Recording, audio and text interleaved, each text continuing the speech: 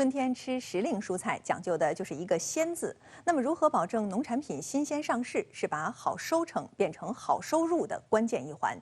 接下来，我们跟随记者去到贵州龙里，看看豌豆尖的保鲜秘诀。初春时节，贵州龙里3万亩豌豆尖迎来采摘旺季。上午8点，湾滩河镇家庭农场主罗英就开始采摘精品豌豆尖。这个就是叫豆贝，你看这个就是2片叶子，中间一个心。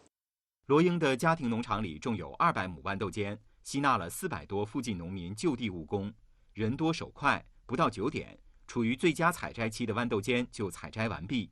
大家看，我身后是一个冷库，那么这里距离我们刚才采摘豌豆尖的地方其实只有几百米的距离。那采摘完的豌豆尖呢，将会被即刻送到这里，工人们对它们进行一个分拣和打包。打包完了之后，即刻将会送到后面的这个冷库里进行打冷和保鲜。产地仓储冷链保鲜设施最大程度保持了豌豆尖的鲜度，而在过去，由于品质不高又很难保鲜。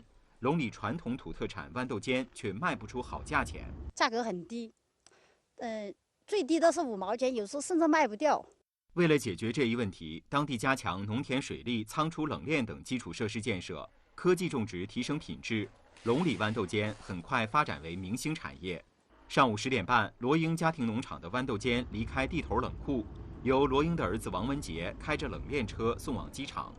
70多公里山路，1个半小时。豌豆尖就到达了贵阳机场，通过机场的土特产绿色通道，在下午1点前就登上了飞往香港的航班。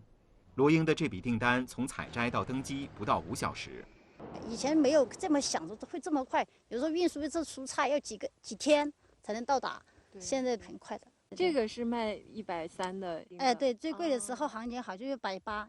目前，贵州正着力打造前货出山区域公共品牌。距离贵阳机场15公里的贵州快递物流集聚区内，与前货出山配套的物流仓储设施也正加紧建设。